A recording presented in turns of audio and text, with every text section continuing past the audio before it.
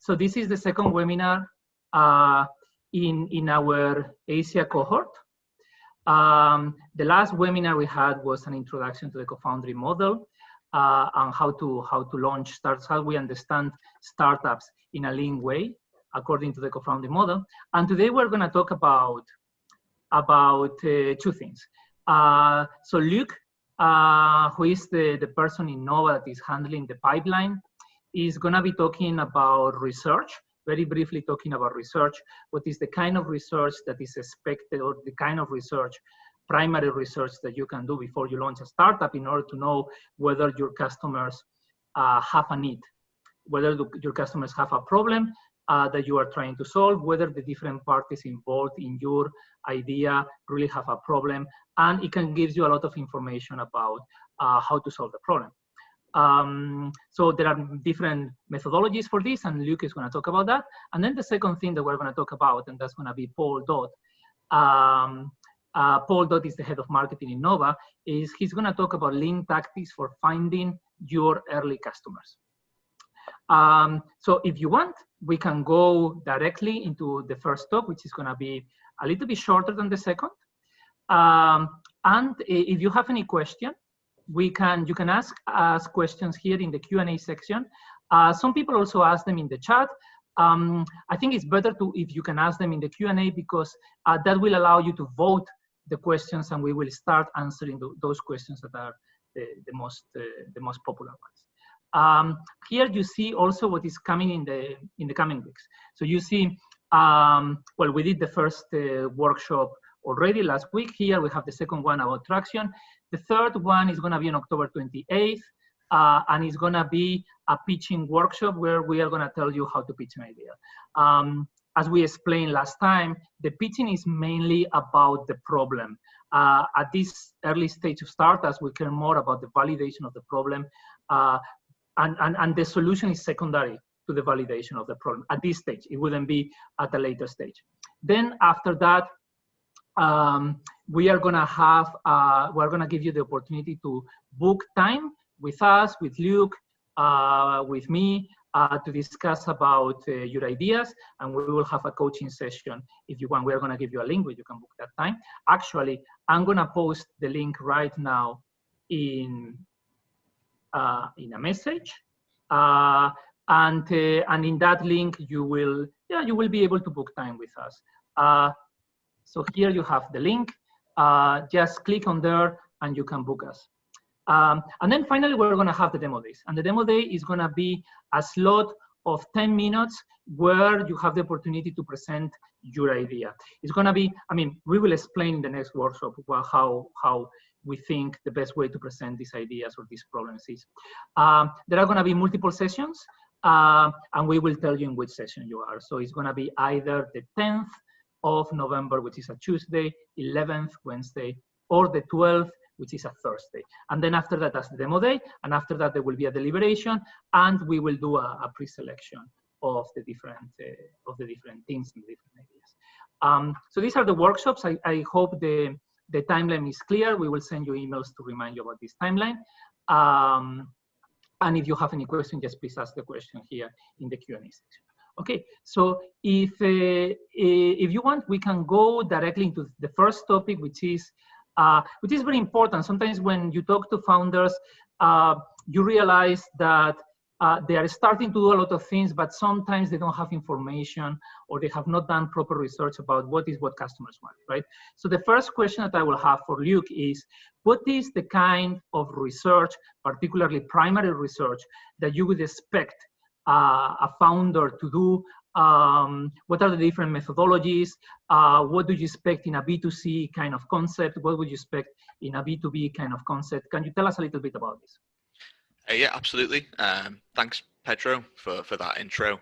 And just before I say anything, just to give everyone some context on the call, when you're engaging with early stage ideas, the traction and the approach to get that traction is probably the number one differentiating factor. So if you're sitting here today thinking, I've got almost all of my insights and business plan nailed on, what can I do to improve my chances of getting through this process? It's absolutely gain more traction and gain more insights as a result of that traction. And those two things are key. One without the other isn't very valuable. If you have 1,000 users signed up, but no insight as to why they've signed up or who they are, that's not very valuable. As well as having a great insight, but having no one validate it or agree to be part of that journey is equally not very valuable. So it's really about the two together. And the bulk of this talk will be from Paul explaining how to gather traction. But when you've got it, what is the best way to process it to gain those key insights? And for us, whether you're B2C or B2B, if you're not engaging in real interviews with customers face to face, or well, screen to screen at least, and noting the outcomes of those calls, what evidence have you got to back up your insight? So regardless of B2C or B2B, we would expect at least a number of well-documented calls with customers. Ideally, it will validate the problem independently of validating the solution. So rather than you calling them and enthusiastically selling them on the concept, you've not even tried to sell them your startup. Instead, you've asked them questions about their current process, the issues they face, and gain a clear understanding of why they would want to work with you is the most important thing. When you engage with investors, you need to have proof of this. So notes written down, email exchanges, and a clear and focused hypothesis of what you were trying to achieve. I wanted to know this about my business, so I contacted this many customers, and here were the results. If you've just had loose conversations, that's no amount of proof or evidence that anyone can see. So in terms of methodology, I always think it's about making an idea of who your customer is, doing anything you can to try and have some conversations with those people. It doesn't have to be big marketing campaigns. It can be reaching out on LinkedIn or finding out a blog that they've commented on with a view that you agree with, and just kickstart the conversation that way. If there's a big, if you feel as if that user has a strong connection with the problem and what you're offering, you can then ask them for referrals and start growing the company this way. Even big companies with millions of users had to recruit their first user manually. And once you start that process, you'll gain a lot of confidence in your own idea as well. Cool. Yeah, thanks for your insight, Luke. And that kind of leads quite nicely into what I'm going to discuss for the next hour. So I'll be cover the bulk of the topic on this, and it's exactly what Luke says, is in where are the places that we can go to find and initiate, and what are the best tactics and techniques to initiate those very early conversations. And that might be for what we call user panel recruitments, or actually in the early stages for your customers as well. So with covering the next hour, I'll spend a little bit of time just giving a very brief intro about me and my background, then I'll cover why early users have a different rule set to how you approach them and interact with them as to if you were a scaled business. And then we'll go into a little bit more detail on 11 different places and tactics that you can use to find those early users. Then hopefully there'll be a little bit of time left at the end for Q&A, but as Pedro says, if you do have any, throw them into the chat, and Pedro will be monitoring that, and we'll make a call on whether to stop me or whether to hold them for the end. So yeah, I just wanted to kind of explain that I'm conscious that there's people on here in all kind of different industries and verticals and stuff like that. So I've kind of made the advice and really practical and actionable, but generic enough that it will work for the whole host of different industries and businesses that we have on the call. And kind of even if you're at a slightly earlier stage or at a slightly later stage, so if you're just recruiting for your user panel, or if you've actually got a product live in the market, there should be definitely some value in here too. So I've kind of tried to distill loads and loads of experience that I've learned working with lots of different startups into the next hour. So hopefully you will get some value from it, and it will help you feel more confident and better equipped to go out and find those early users to validate your business. I should have said as well, actually, that there's a lot of ground to cover and quite a few different slides. So all this is being recorded, so don't panic if you miss something. It is all being recorded, and we will distribute them. And we will put it on YouTube. So the former video of the webinar we had last week is on YouTube, and this one is going to be on YouTube as well.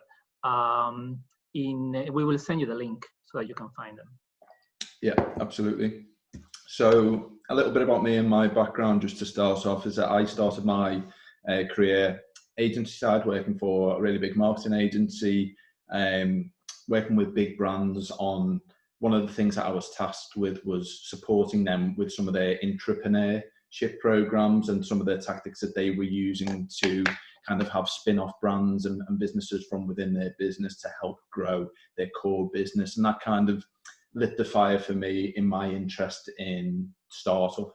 And I learned a hell of a lot about how these businesses were using some of the lean tactics and doing things that seemed quite counterintuitive at that stage. To help grow the business and doing it successfully. I was then recruited by the company called SPL International and worked really closely with a very entrepreneurial founder and significantly cut my teeth in starting lots of different brands that had hardware, software products. I was fortunate enough to take them from kind of inception and ideas stage to growing them, recruiting customers, and taking them to a point where we sold several of those brands, and we then went on to sell the business as a whole. So we had the next event from the business as a whole. So tons of great learning for me, and again, it's where I probably cemented my love for that startup, the startup world, and also realised that early stage of it was my favourite bit of the journey, and that's where I've focused my career towards, that early stage and how to do that successfully. Which is when I found Nova, and I've been recruited as head of marketing there, and I spend most of my time working with various different startups in their early stages to help them validate their business models through what might be kind of digital marketing campaigns, or in the very early stages, just kind of offering them advice and counsel on the best way to go about finding their early users and bringing them on board and making them care about what you're doing. So I thought it's worth calling out that actually, what is the purpose of your first customers? Because I think the first point that I put there to demonstrate demand is kind of obvious to everyone. That's definitely a good thing that you should be focusing on to generate revenue and repeatability, and that it's scalable, because that's a great thing that investors will want to see. But probably the more overlooked purpose is the learning that occurs during this early stage. And when you go out to market with your product in its first format, you won't know. You'll have made a lot of assumptions about what it is, the value it holds, and throughout doing these early interactions and the manual elements of that I'll talk through shortly, you're learning all about what we need to build. You're learning all about your customers, what their pain points are, what they're interested in, what they're not interested in, the different elements of your product that seems to light a switch with them. And you're also, probably for me, most importantly, you're learning how to sell.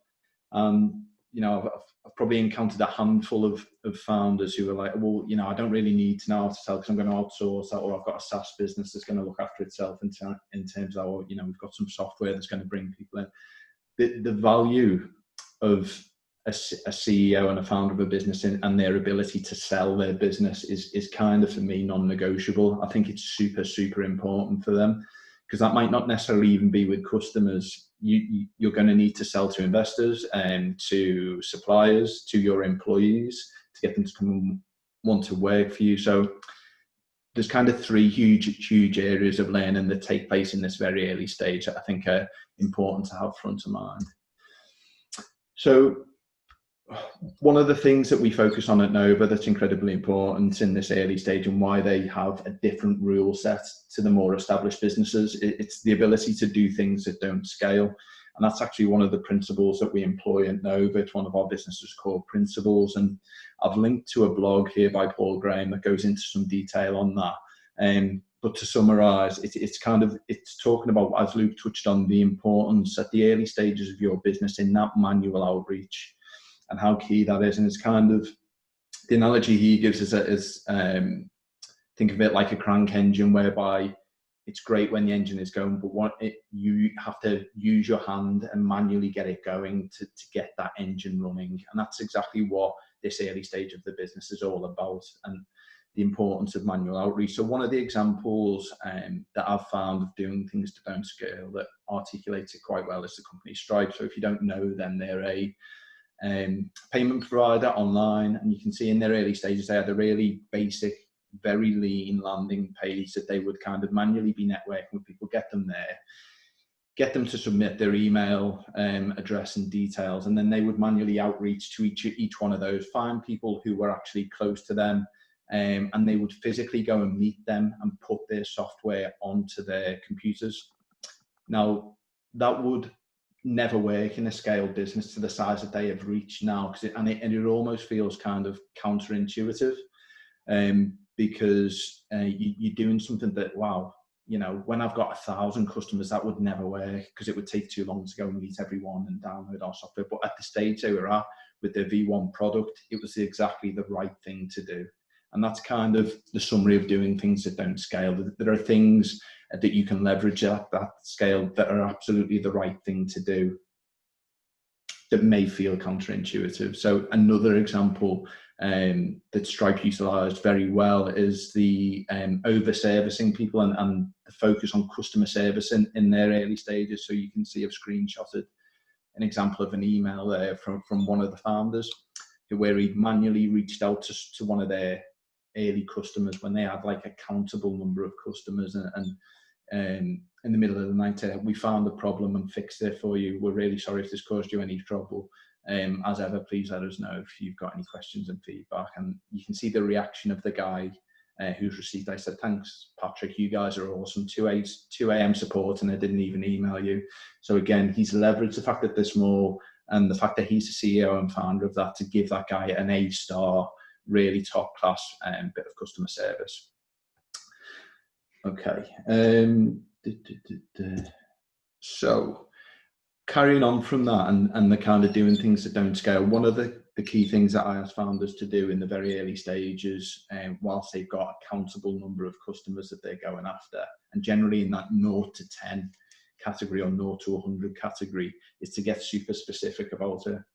And I you know, it seems painfully simple and obvious, but I ask founders to just actually list out all of who their first customers are going to be, because we have people come to us and we're like, yeah, I'm extremely well networked. I know loads of people who are going to buy and use this product. And then actually when you get into that nitty gritty and detail of asking them to write them out into a spreadsheet, and as simple as putting the business name, what the website is, the name, and some contact details for them, and importantly, their likelihood to buy in a column, and you start ranking them and saying, okay, I'd give that one a 9, or actually that person said that they were going to buy, but I've not spoken to them for 6 months, so they would fall lower than that. When you get specific, you can kind of understand, okay, where we're at. Have we actually got our first 50 customers, or actually do we need to go and do a bit more manual outreach to go and find them? And that's kind of fine if you haven't got them yet, and that's some of the tactics I'm going to talk through now will help you to get to there. And Paul, one thing I would say here, sometimes the research techniques that we have been discussing before can help you understand who your customers are going to be, because those customers most likely are going to be the people that participated in your interviews. So the people that you did a consumer panel with, the people that you interviewed, the people that filled in your survey, probably those are gonna be your beta users, your early customers. That's why it is very, very important for us at the level, I mean, it's very, very important at the level of making an investment decision to have those records of conversations and to have a list of people who you think could be a first customer, or a first supplier, or a first wholesaler, or anybody that is involved in your idea.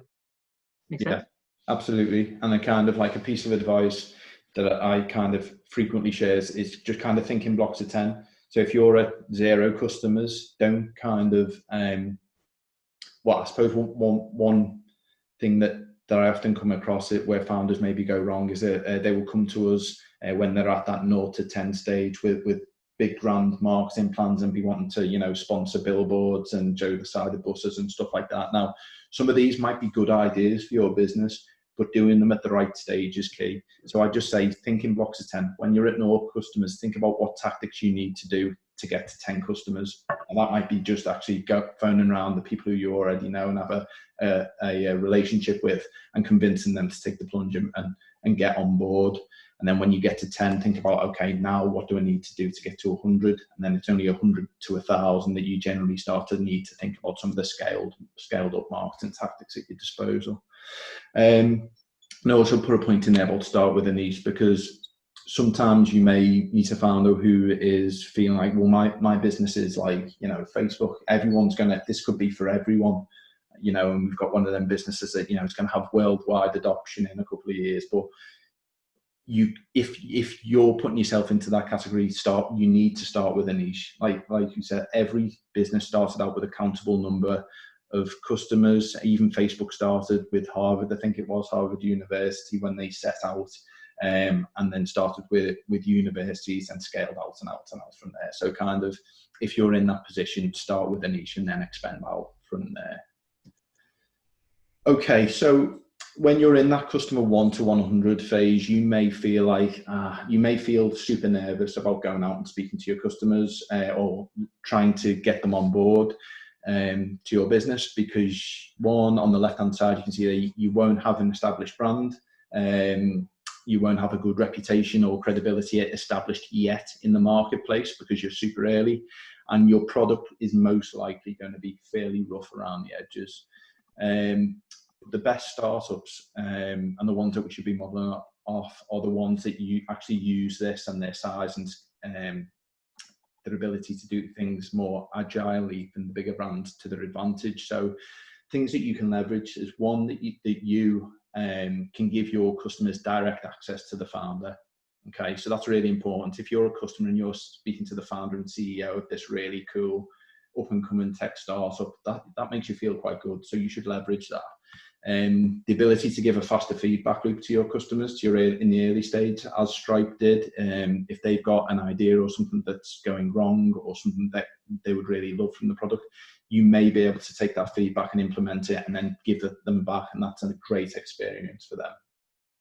And leveraging, I talked in, if there's anyone here from the talk I've done previously about the Carnot model and kind of delight attributes. So that's something that in the early stages you can look out for, and I've linked to that other talk later in this presentation if you weren't on that call. But essentially, opportunities to go above and beyond in customer service, you should be leveraging them to give like insanely good customer service at any opportunity, because that will really help generate people who love your brand and business and word of mouth referrals, like Stripe did in that earlier example.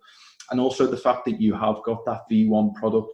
People might be embarrassed of it, but the best startups use it in a way where they'll position it as, you can be one of the first people to try this. Join our beta user panel, join the waitlist even.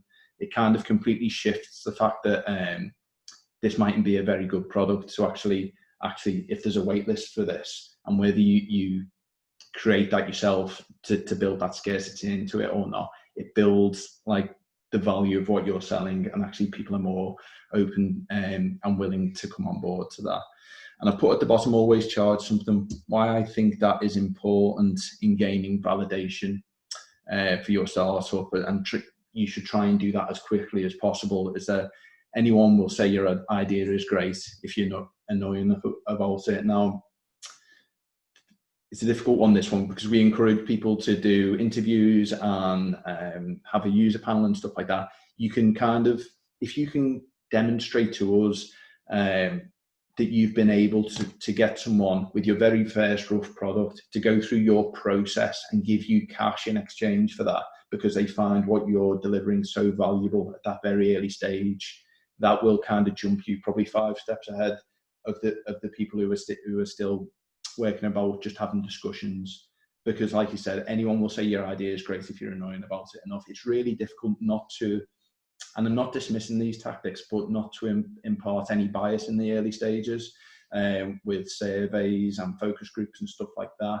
But actually, if you can get someone, this is where we should all be aiming for, to pay for your product at that very early stage. That will kind of leapfrog you a couple of steps forward in our sort of ranking of how your startup is doing, because it's the ultimate validation.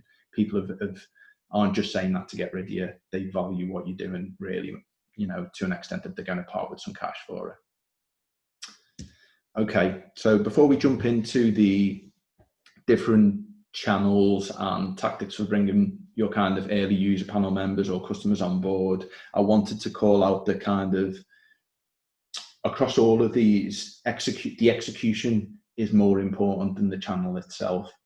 Okay, so what I mean by that is and I've put an example in there, a quote that I heard recently, and it was from a friend, not from anyone on the program, but like, it was like, yeah, we tried Facebook, but there just weren't any of our target market on there.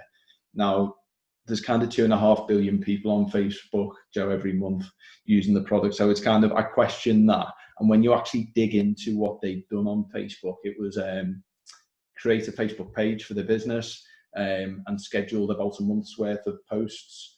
And then came back after a month and then, you know, wrote it off because people hadn't beaten a path to their door to buy their product for them. Now, unfortunately, that's not the way it works. You have to be proactive.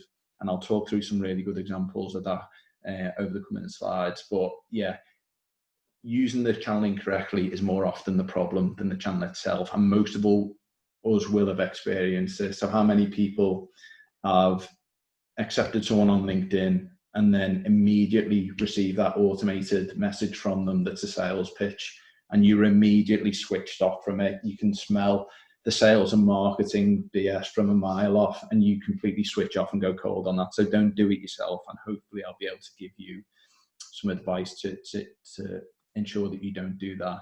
And also, I think kind of, if you're a couple of hours research and self-education on a new channel that perhaps you might learn of today and think, well, that sounds interesting for me, is generally always a good return on investment on doing that rather than just jumping in, because it will allow you to kind of just understand the platform that a little bit better, so you can, to make sure that, you know, your execution within that is as good as it can be. Okay, so obvious one, and again, it is really obvious, but your own network should be the number one place that you start when trying to find your early customers and users. And why is that? Because one, you've already got that level of some element of trust developed with that person within your own network. So you should leverage that, because it's easier to sell to anyone who already knows you and has built up that level of trust with them. So I kind of looked at myself before this presentation. It was kind of, I've got like roughly 2,500 people within my network from WhatsApp, email, LinkedIn, and across social media channels. So kind of what I'd encourage kind of everyone to do is actually spend a couple of hours or half a day going through their own contacts. And it might be that person who you went to school with, who you connected with on LinkedIn, who's actually in that market that you're building a startup for. That could be a really good person to leverage to get into that market. So it's kind of like, add them, go through your contacts, work out which ones are relevant for you in your industry, then add them to that spreadsheet and put a score against them as to how likely you believe you'll be able to convert them. Okay, so also kind of don't forget the 6 degrees of separation as well. And this is kind of something that is borne out to be true, and I'm witnessed to several times a week probably and over in terms of our own network. And you would be amazed how many people know someone who knows someone. So kind of leverage that fact as well. So even if it's not that person directly within your network who you know, who can give you that contact to your first customer, maybe it's someone that they know, and it's kind of like a real thing. So we often get emails sent around, does anyone know anyone in this industry that could help with this problem? And you would be surprised, even from our small network of maybe 90 odd employees, the amount of leads and introductions that make place through that and through the messenger networks that we have. Yeah, so I wanted to call out as well that there's a hierarchy of communication effectiveness when it comes to these kind of personal outreach tactics. So the top of the bit of the triangle that I've put onto this slide here is kind of the more richer form of contact. And like the advantages to starting at this point is that, one, it's more personal. It's two-way. You'll get deeper learning because you'll be able to actually, in them video calls or face-to-face, I appreciate that's slightly more difficult at the moment, you'll be able to look at the body language, actually gauge the answers that they're giving you with how much confidence they're attributing to them, and it'll help you score them as to like how likely they are to convert either now or at some point in the future. So it's kind of like, it also defines the relationship that maybe that you already have with them. So it's kind of like, if one of my best friends was a potential customer of my business, I'd probably just call around to the house and have a chat with them, and show them the product and say, look, do you think you'd be interested in this? Because I'd have that relationship there to be able to do that. Some of the less effective, but can still work, channels might be sending the form out to someone and asking for the feedback. So I gave this presentation a couple of weeks ago to York University, and a question came in about, I'm really struggling to get anyone to complete a survey that I've sent around. I've emailed it out a couple of times now and no one's completed it. I was like, well, how many customers have you got? Or how many people in the user panel that you're trying to get feedback from? And the answer was 5. I was like, well, okay, so you've defaulted to email when there's probably richer forms of communication that you could be using there that will probably be more effective at this stage. You don't have to default to a survey form and sending that out.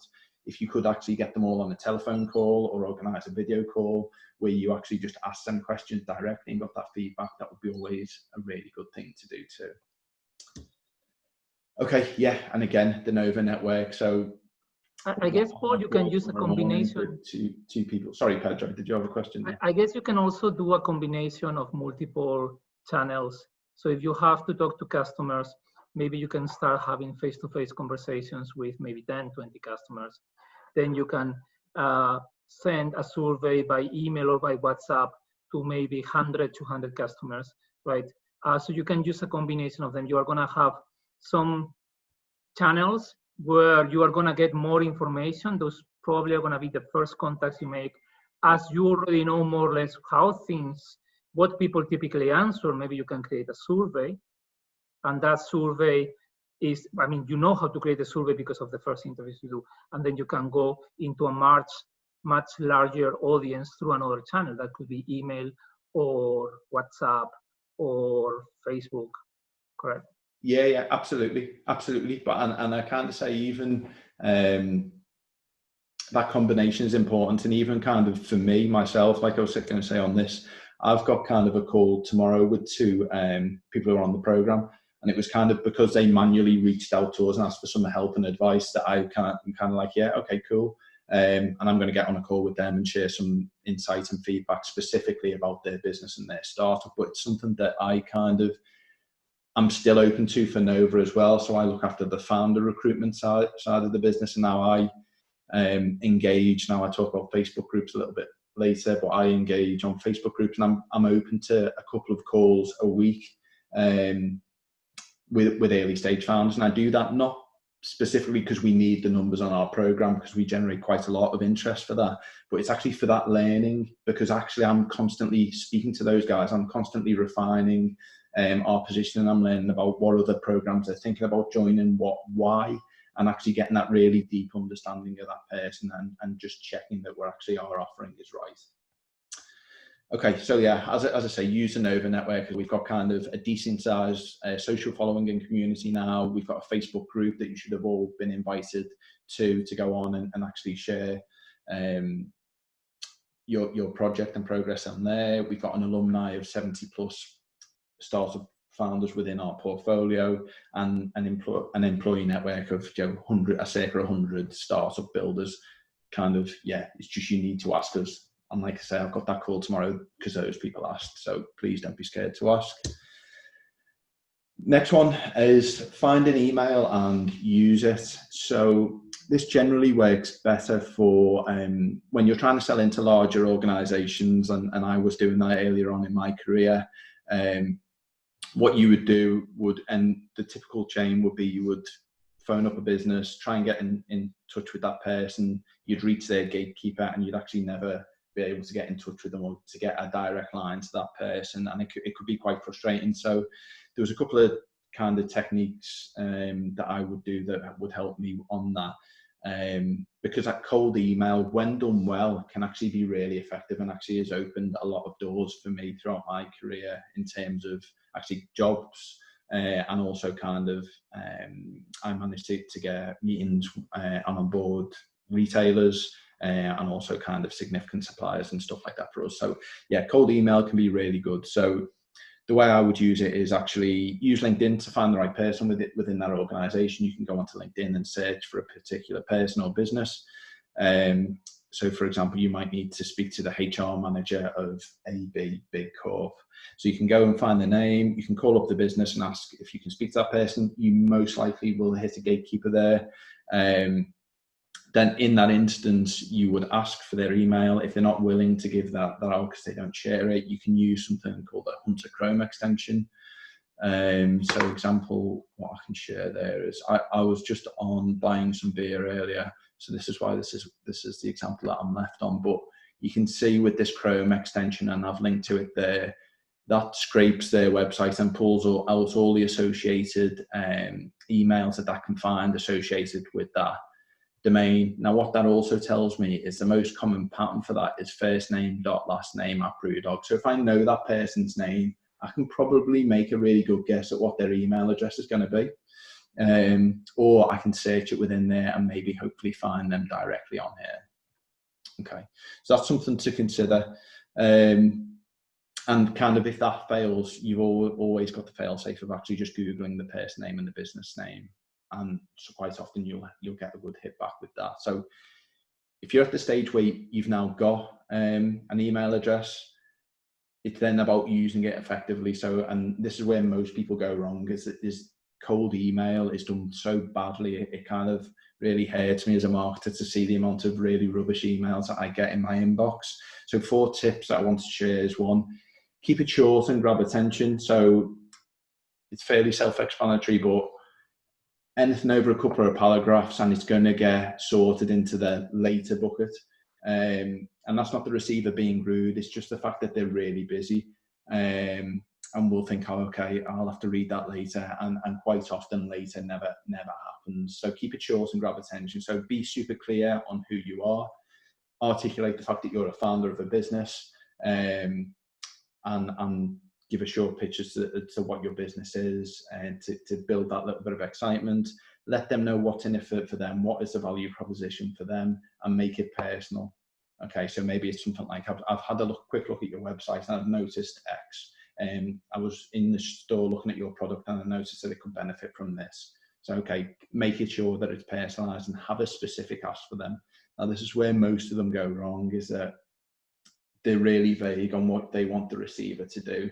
So it might be a generic, please help me with some advice, or, you know, I would love your thoughts on this. So that's actually quite hard for the receiver to answer, because they're like, oh, you know, am I going to have to go away now and write up, Joe, 2 sides of A4 on, you know, some feedback, what I think is constructive that they're looking for at this stage. And what is better is kind of like, if you ask for something like, if you could reply and let me know the one thing that would improve my landing page, or something like that. It's actually quite easy for the person to come back with some advice, and then you've started that conversation. You can start to nurture and develop that relationship and dialogue. So again, quick example of how not to do it. So I received this on LinkedIn the other day, but the premise is the same. So it was like, hello, sir, thanks for connecting with me on LinkedIn. And there's, again, no proper introduction and reason for reaching out. Please let me know if I can contribute and help you out in any way to achieve your personal or professional goals in the world of creativity. Again, no agenda, it's really vague, and I'm starting to smell that maybe this is a bot, an automated message that's coming through here. What does world of creativity mean? I'm not really sure. They go on to say, I noticed on your profile that we share some common interests and skills, and I'd be glad if you'd share some information and interest about the same. They want me to, you know, it's so vague, and there's no clear reason why I would do that. So I'm switched off at that point. And it's kind of like, I've put it in the bottom, it's also really weird that they've got smiley faces after each point. I don't know why they would do that, but a really bad example, and one that would get completely either deleted or just moved into, I'm never going to respond to that. On the flip of that, a really good example that I wanted to share was from a company called Full Story. I'll talk about why I really like this. So it's just kind of, it's really short and concise. So they open with, I wanted to give you a quick shout to introduce you to Full Story. a new tool that helps companies understand customer experiences like never before. Now, this was sent to the head of customer experience at a business. So immediately it's personalized, it's relevant. And if you're the head of customer experience at a company and you get an email that articulates that there's a new tool that helps companies understand customer experience, it's, you know, you've piqued their interest instantly. Okay, then the next thing they said was the easiest way to get a feel for Full Story is to check out the 30-second demo of me interacting with your site.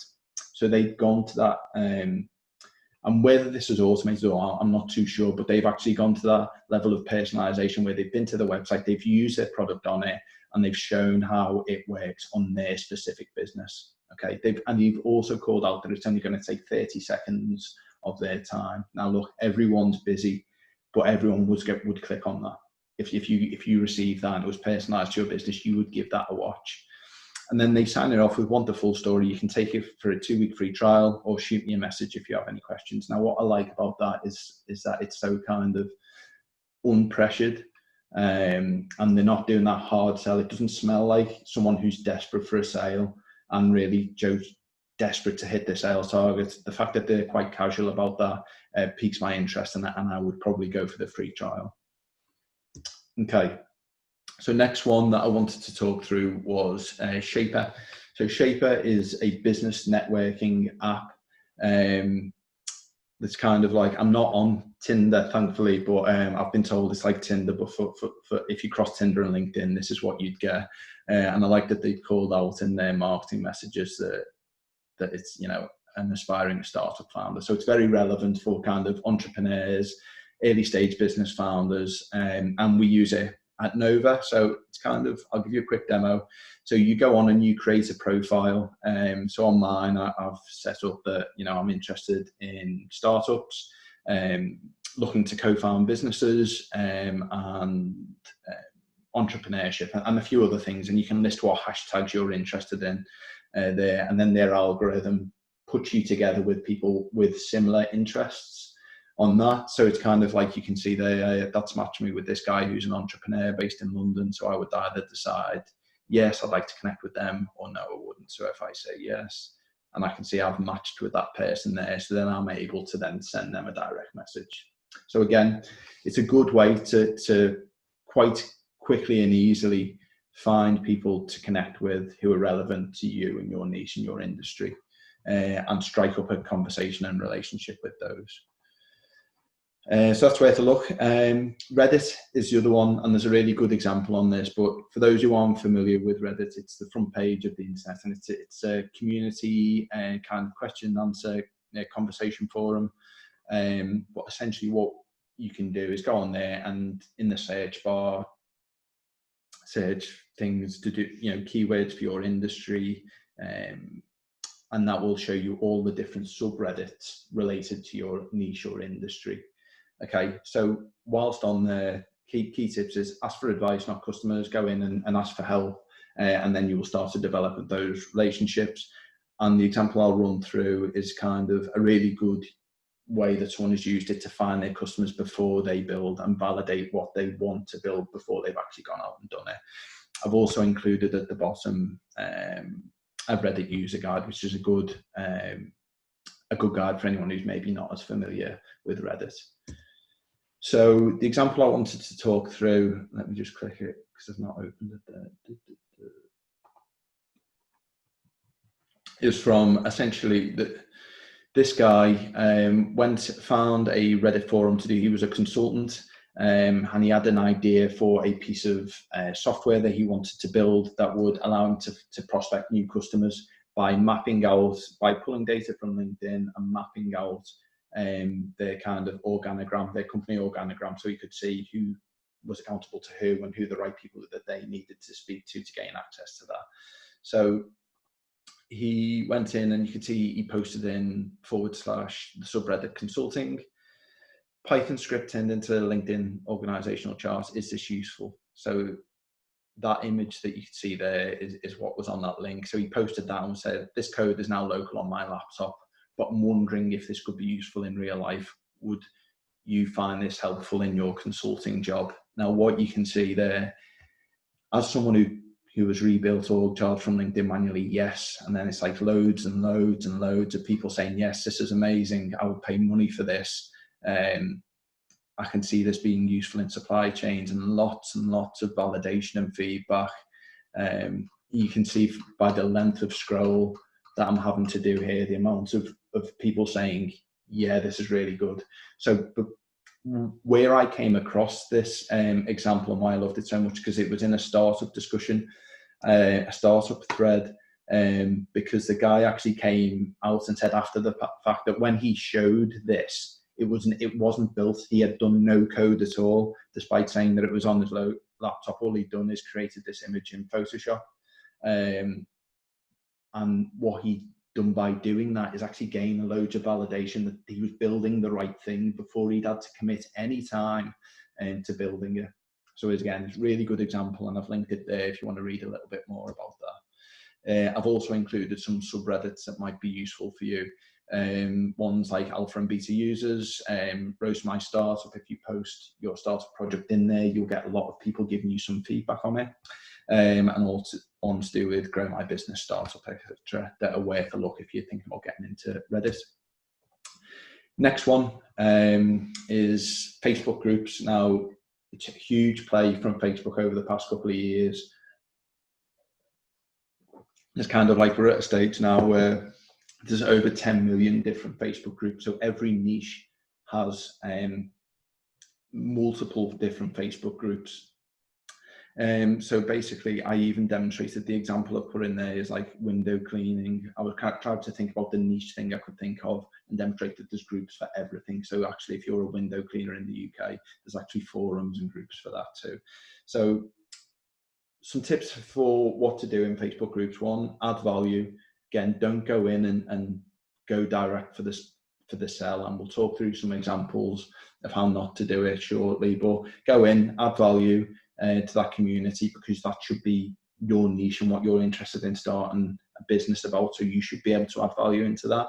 Ask for feedback, ask questions, and interact as yourself, not a brand. Facebook gave the opportunity for businesses to join groups about a year ago. I've not seen it done successfully yet, because people are kind of still quite protective over groups and see it as kind of like a safe brand-free space.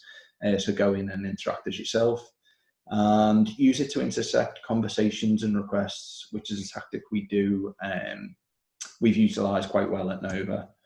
So couple of quick examples on how not to do it. So you can see this guy who's just shared what I'm guessing is his business's post into a startup group. It's all right. You can see that he's got a co-working space and it's open in Warrington, but you can see he's had no engagement on that. And I just think it's a little bit lazy. He could have done better. He could have leveraged the fact that if that was me doing that, I'd have posted into that startup group and said, hey guys, I've been loving the value and content that I've been getting out of this group over the past months. And for this reason, that's why I wanted to give a discount to all group members. Just use the code, whatever your group name is when you're booking, would be an improvement on that. Another bad example is one, he's posted as a business. I won't go into all of the detail on there, but it's too long. You know, you're asking for quite a lot of time, including the video there, and it just sounds like a sales pitch.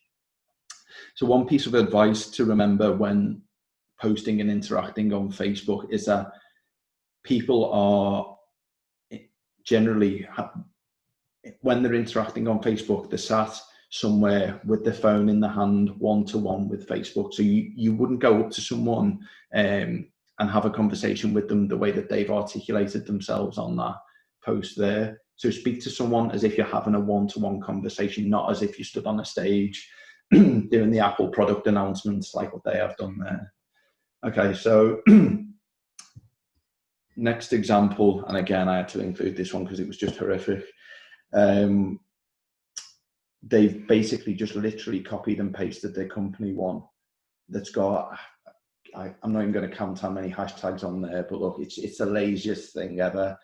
And would you ever just walk up to someone and say, experience new ways to get started with business video? No, you wouldn't. It smells like marketing, so already I'm switched off from it.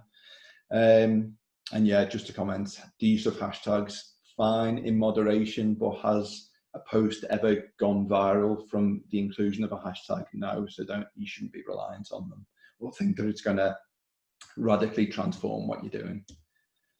Okay, so a better example, and this was in Nova's own Facebook group. So someone went on and said, "Hi, fellow founders." So it's in a group that is full of startup founders. So it's personalized and it's like a nice approach. He said, "Finally got our page preview up, which is good because it's human. We understand that, it sounds like it's been difficult to get up there. Everyone can relate to things that take longer than what they anticipate."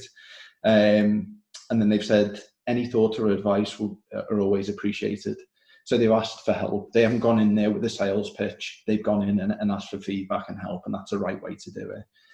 And what you can see is I went back, and in doing so, I've gave them some feedback on the product, how I think they could improve, which is valuable for them.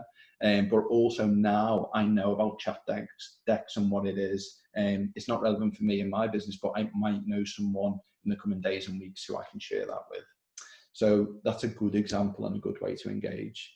Now, another good thing about Facebook groups is that you can actually get a lot of value from intercepting the conversations that are already going on in there. So I'm in kind of lots of different startup groups, and I'll get a lot of value out of them and learn a lot. And kind of one post in particular, but this happens probably several times a week for me, is someone talking about a business that they're thinking about starting. They've got 3 app ideas that they're looking to validate and speak to investors. Okay, so then there's a discussion going on that.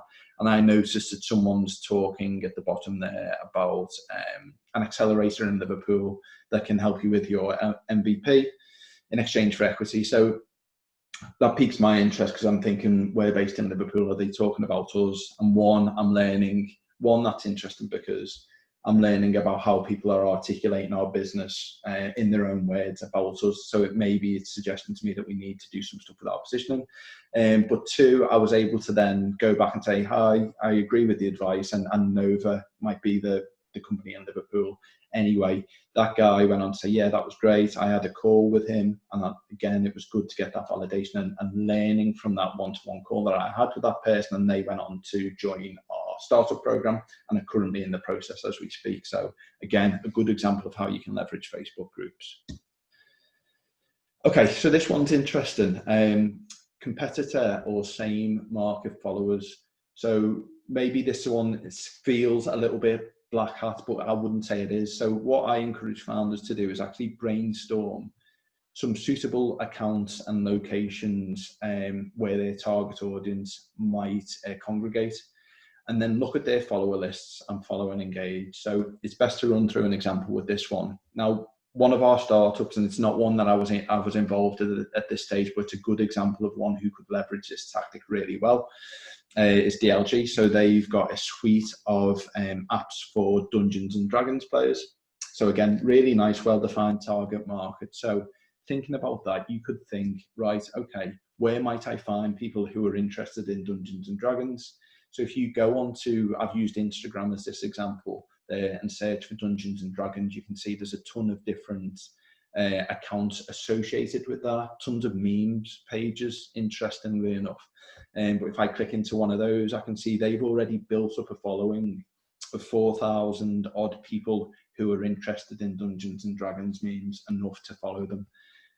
So there's a good chance if they're interested in Dungeons and Dragons memes, it's because they're interested in Dungeons and Dragons. So then you can see their follower list, and you can go, if their profile is open, you can click onto them. And I've done that there, the first one. And this guy is he's posting loads of content about Dungeons and Dragons. What I would then do is go and engage in a couple of his posts, say how much I like them, what they was doing, give him a follow, and hope that he would follow me, and then we can start a conversation.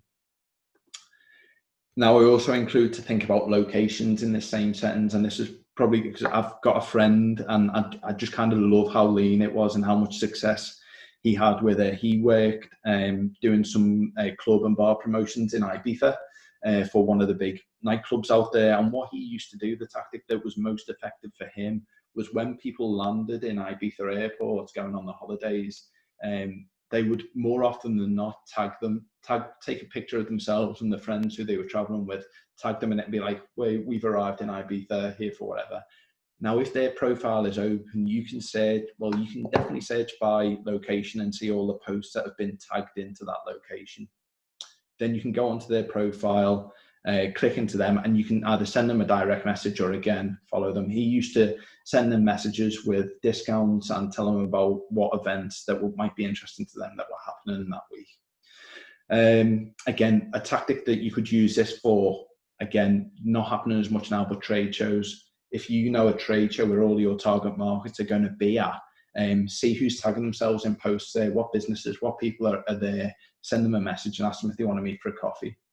Great, really lean way to find people who might want your product.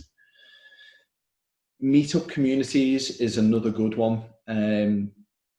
And it's actually one that we kind of got into some really nice discussions with people across Southeast Asia when I personally was looking to learn more about the lay of the land over there. So if you don't know Meetup, it's a community platform whereby different niches create what was physical meetup events.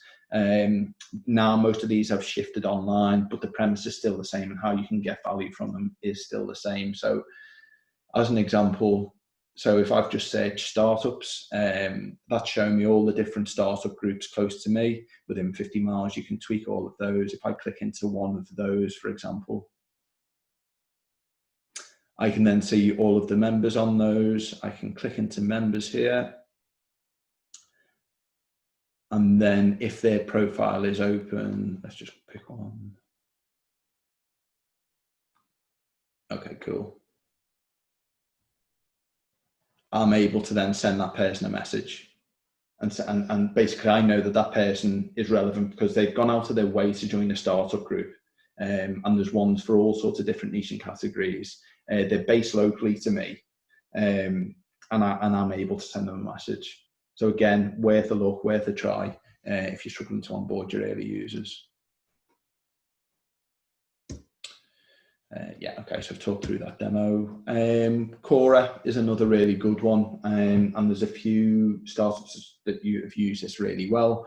If you're not familiar with Quora, it's a question and answer platform, quite similar to Reddit, but the premise is the same. That there's different categories whereby people can go on, and no matter what you're struggling with, you can post a question on there and you'll get a flood of answers from people within that kind of sub-community.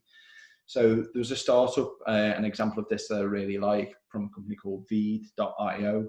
So they're a video editing software platform, an early stage startup in that space. So what they've done, and I've linked the blog to do with theirs, is used Quora to get their early customers by actually owning a category within there. So they owned the video editing software category, which is right up their street. That's really relevant to them. So they went on, and within the space of 2 weeks, they answered over 100 relevant questions with people were asking about video editing. They just go on. So what that immediately done was tell people that these guys know what they're talking about when it comes to video editing, builds that trust in them. But they also added the link to their website to every answer that they gave. Now, 2 years on, that still brings over 200 people per week to the website. And they don't use that massively anymore, but they're still getting that referral traffic from there, and they've helped them out massively in finding their first customers. Again, the blog goes into a little bit more detail than that, but it's worth a look. 10, almost, so second to last one. LinkedIn is one that a lot of our founders that we work with tend to believe it could be a really good routing channel for them. And more often than not, they're right. But a lot of them were utilizing it not in the best way. So we actually put together a guide that if you're in that boat, I would implore you to read. It's linked here, but it kind of covers, it's probably about 45 minutes worth of reading, but it covers all the main points to optimize your profile, best ways and tips and templates for connecting, engaging, and then messaging and taking it offline to convert. So that the kind of too long didn't read version of that is you should use LinkedIn to connect and start developing a relationship on that platform. Don't try and go for the sale straight out the bat. Like I said before, we've all had them instant sales messages fired at us, and we can smell it a mile off and just turn off. So what you should do is connect with people, engage in a couple of their posts, add value. and make sure that any communications at this early stage, whilst you can, personalise specific to them. So you should know what they're posting about, and be able to kind of find solutions and things that will help them out. Go on and offer them a demo, take it off the platform. We've done this with a couple of our startups now, whereby use a Calendly link and say, hey, I thought this could be of interest for you. If you'd like, and could spare 15 minutes, I'd be really happy to give you a demo. And then take that offline. In that conversation, you've got them to that face-to-face conversation level, and that's where you should try and go for the sale. But yeah, like I said, if you thinking LinkedIn's for you, I'd really encourage you to read that guide that we've put together. It's slightly out of date because I noticed the added stories, I think about 2 days ago to LinkedIn, so I need to update that, but I will do it in time. And final one, but it's one that's quite often forgotten about and overlooked. If you've done loads of hard work to bring on your early customers, kind of see how you can leverage them to get more. Because I was kind of thinking, and it's happened to me a few times in the past couple of weeks, to be honest. I know lots of other people in the marketing industry. So if there's a really good marketing product, there's a good chance that is sold to me and is providing me good value, and I'm really happy with that. There's a good chance that I should be telling other people about it. And I probably know 40, 50 other people in, relatively senior marketing positions who would benefit from that too. So don't be scared to ask people to go out and if they know anyone else who would find your product or service valuable. So you can see Buffer is one example that got pushed to me the other day. So I screenshotted and put in there because I think they could have done better, to be honest. They're a more scaled business. But where I think they could have done better, one, if it was plain text, so it looked a little bit less like a marketing email. Two, if they'd have personalized it specifically to me, not just in the name, because it just put hi there, but if they'd said, hi, I noticed you've been using this feature and this functionality of my product a lot over the past couple of weeks. Really happy that you're getting lots of value about it. Is there anyone else within your network who you think would also get this value? I'd probably be like, okay, yeah, there probably is. And if that was direct from the founder and CEO of that business, yeah, I'm more likely to take an action from it. Okay, so just to reaffirm on that one, that you can do that with prospects as well. So it's kind of, don't be scared to ask. If you get a no and someone says, no, it's just not right for me, actually, this product for X, Y, and Z reason, don't be scared to say, okay, would you know anyone else who might find use of what I've built? Because more often than not, they'll be happy to refer you on. And if you get a yes, ask if they know anyone else too. And if they won't refer the product, find out why, because that's another great learning that you can use to improve your product. Remember, kind of voluntary word of mouth is the benchmark. If you can build a product and your startup that is delivering as much value that people go out of their way to tell other people about it, that's a really good indicator for success, and that there's a good chance that this is going to go viral. So kind of, I was thinking, if someone was able to build a marketing platform that automatically optimized all of the campaigns we have running at any one time, that would save me hours and hours a week. And if they were able to do that, I'd tell everyone I knew in the marketing industry about it instantly like that, because it would be delivering that much value. So think about ways that you can actually spare on that referral mechanism virality to that. So they're the kind of 11 tactics I wanted to talk through. But if you kind of have listened to all of that and think, or maybe have actioned some of those and still thinking I'm still struggling a little bit, I'd probably encourage you to troubleshoot these 4 areas. 1, be honest and frank with yourself and think, are you speaking to enough people? Because if you're just speaking to 1 or 2 people, it's probably most likely that's why you're not seeing the success in it that you want to. You need to up that volume. Think about, if the people that you're talking to don't have the problem you solve, are you speaking to the wrong audience, and do you need to pivot and think, actually, I need to try a different audience to that this might resonate a little bit better with. Maybe the problem that you solve isn't big enough, or it's not worth paying for. So there's a lot of kind of like really well articulated problems, but if kind of people won't pay money for them, maybe you don't have a business, or maybe you need to sort of just shift that problem space to make sure that you're hitting the right point of paying for them that's valuable enough for them to pay money to have it solved.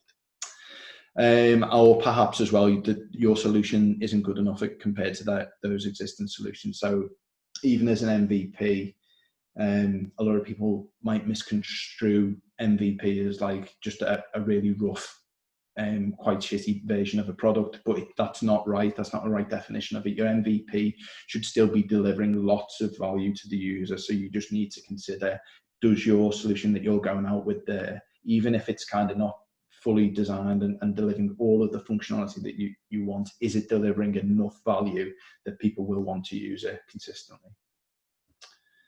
Okay, so just to summarize, because I'm conscious we're just over the hour now. So most people are willing to help, but most people don't ask. So it kind of like, I get that it's in this very early stages of your business and of your startup, it can be quite scary, and you're worried about like juggling all the things that you've got on, as well as trying to do the amount of customer outreach in this early stages. But I can assure you the people that we encounter who do the best are the ones that just make that jump and actually just build it into their routine and their and start doing it consistently as early as possible.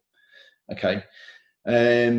Most channel failures are down to poor execution. So I've kind of run through a few examples of that, but just make sure before you write off a channel that's not working for you, and that you've actually executed as well as you could do on that.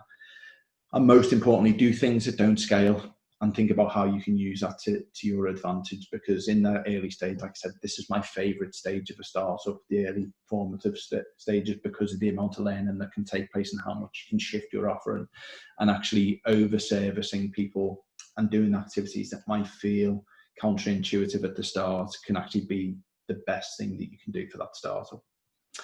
Okay, so if you found that interesting and maybe want to learn and understand more, I've linked what I referred to before, the Startup Marketing 101 that I've done a couple of months ago with our UK founders. So there's some further detail. It's kind of like the next step after this in terms of your marketing journey for your business. Yeah, so that's it really. So I'll kind of open it up now, whereby if there's any questions, Pedro, I don't know if did any come in. I did see a couple pop up, but I don't know if they've been answered. Yeah, there are some questions here. Before we go to the questions, I would like to ask a question myself, which insists a little bit on the point on what is the kind of expectations for a good application, right? A lot of the things that you have discussed, a lot of the things that you have explained about how to get traction apply to problem validation. Because in order to validate the problem, you will have to talk to many people. And actually, this kind of problem validation, by talking to people, by having conversations, by having interviews, it doesn't always have to be face-to-face. It can be on LinkedIn, or it can be on Quora or something like that. That is very, very important. And actually, this kind of problem validation is one of the most important factors, not the only factor, but it's one of the most important factors to evaluate a startup that is on the paper stage, a startup that is on a very, very early stage. Sometimes when you talk to founders, they have done research, but it's sometimes third-party research. They have read a lot, but sometimes they have not talked to actual customers. They have read a market study about this industry, about the other industry, but they have not really gone to talking to people, and that makes a huge difference, right? So I think we could say that a lot of what you have said does apply to the stage of prior to the application, and a lot of these things are things that could add a huge amount of value to your application. Is that correct, Paul? Absolutely. Yeah. That's what I was kind of articulating at the start. It's kind of like taking I get it, and I think from what you're saying that maybe you've encountered it too, and the people who come to us and they seem well researched and well read and can articulate a problem as fairly well, but actually you can't validate it until you go out there and start having those conversations. And often it is, Joe, it's a numbers game. Joe, speak to as many people as possible, and that will never really be a bad investment of your time, because the amount of learning that you will get from that, that you can feed back about what you should be building, when you should be building it, and actually the kind of characteristics of who you should be selling to is actually really, really valuable, even at your pre-product stage. Okay, excellent. Very good. Why don't we go to the questions? So there are some questions here already in the Q&A section. If you have more questions, please ask, and also vote for the questions, because we're going to answer them in the order of the most voted ones. So the first question is, hi, may I know how many recorded interviews Nova is looking at? Does it have to be video audio? Can it be by the way of Google Form? I guess it's not so much about the format, it's more about the content, right, Paul? So just so to check that I'm understanding, so this is someone maybe who is doing interviews with their user panel members, and they're looking how many people they need to do that with, and asking actually, could that be done by sending out a Google form? It could be panel. Let's think if it is. Let's think it is a panel, yeah. And let's try to answer what the expectations would be in case it is a panel, and then let's think maybe another situation which is this not a panel, it's just a one-on-one conversation. Okay. Well, I would say preferably it would be, like I said, I can't remember what slide it was. I think it was on one of my early slides when I talked about the richness of learning and the richness of different communication channels. So it was really early on. So it's kind of like, why would you not, if you've just got like a handful of people that you need to speak to, why would you not go for those kind of face-to-face video call, telephone call? And are you just looking to send out a Google form because it's easier for you because you're not? And are you putting off having those face-to-face or video screen conversations, because you'll get a lot more learning and a deeper understanding, because it's two-way. You'll get faster feedback, and you'll be able to really understand, Joe, how much conviction, and you won't be able, maybe you'll be able to get a better understanding without implying as much bias as sometimes happens when you're sending out a form. So imagine that you have a B2C idea, you're talking to customers who are people. How many conversations would you suggest it is recommended to have? And after you have those conversations, how many, let's say, survey interactions it is recommended to have? I mean, it's a good question, and it's kind of like B2C. Some people are asking this question all the time, and I mean, it's probably there is not a number written in stone, right? No, and maybe Luke, I don't know if he's still on the call, may have been able to articulate. No, Luke is not yet differently, but I suppose it's until you feel like you've fully validated that you're doing the right thing, and until you realize until you stop getting surprised, until you stop getting surprises. Yeah. Or until you get a sense of really understanding your customer, right?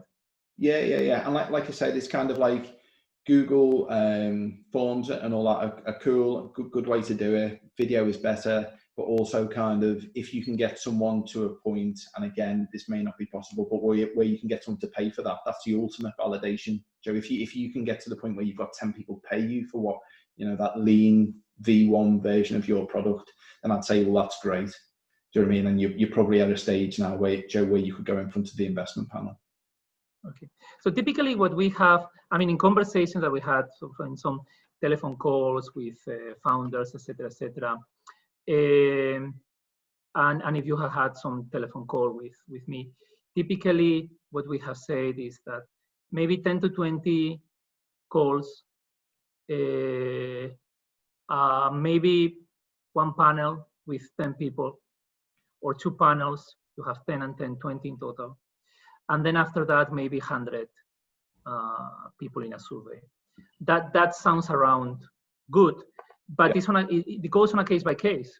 It goes on a case by case, right? If you are more on a B2B scenario, you will try to prioritize face-to-face interactions or video interactions, like the panel, like the telephone call. If you are on a B2C scenario, while you are going to start on those face-to-face interactions at some point, you will switch into something more scalable, like a survey, because just B2C is more massive. Make sense? Yeah, makes sense to me. Yeah, absolutely. Okay, very good. So let's go to the next one. Question. Let's say you have a product that is already validated by another startup who potentially is your competitor. How do you approach validating your idea in this case, where your product is a bit better than your competition? That's a really good question. So I would say, think about what are the biggest assumptions that your startup is making, that there's, because you're right in the fact that they will have already validated that there's probably a market for this product. But without knowing the detail of how your business is different or better than them, I'd say there'll be a set of assumptions around your business, because it's different and they're different for every business. But think about and rank and prioritize what's the biggest assumption that I'm making and what could I do to validate that. So that's kind of the rocket internet model, right? Finding ideas that have worked somewhere else and bringing them to emerging markets. So the rocket was very successful here, right? With Lazada, for example. Okay, excellent. To have customers, it means our application should already be in operation, not in ideation stage anymore. That's a good question. So I suppose to our customer, it means our. So yes, but essentially these tactics, what we were saying at the start was that actually you could use those tactics to recruit user panel members if you're struggling for that. It doesn't necessarily have to be utilized just to recruit customers. If you feel you're earlier than that and you're still kind of playing about with ideas, maybe you could do like that guy on Reddit. I love that example because he had no product. He'd just been onto Photoshop and mocked up what he thought he could look like. And he was able to recruit loads and loads of people and gather email addresses at that early stage, pre-product. No product was built at that stage. So it could be beta customers. It could be that you have, for example, a landing page where you are asking people to register and to volunteer to be beta customers once your product is ready, right? It could be something like that. Yeah, absolutely. And like we do quite a bit of like kind of like fake door stuff. So maybe we'll mock up what the product will be like with, once it does go live, and actually just we can measure how many people we get to the website, how many people click on that, and then actually just at the last stage we'll say, hey, sorry, we're not quite ready just yet, but if you leave your email address, we'll contact you when the product does go live. That's a good way to do it as well before you've built anything. Okay, very good. So the next one is to have customers. Well, this one we have done. Sorry, this is a very helpful slide for me. Will the slides be shared to all? Yes, we will be sharing the slides.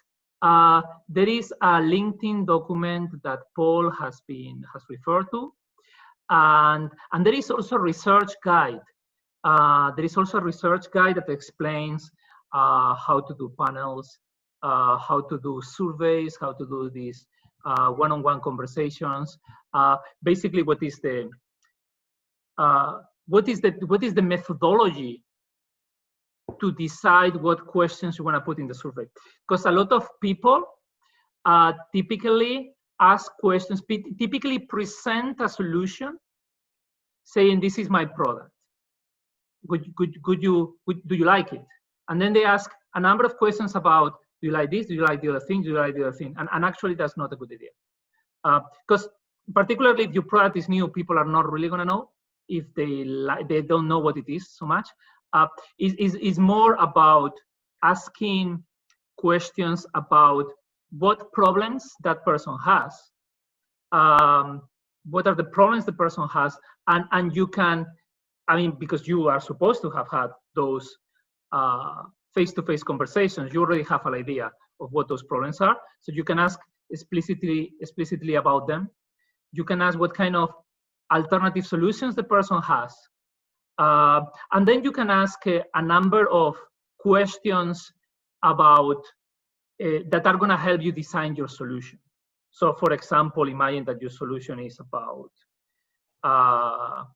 a digital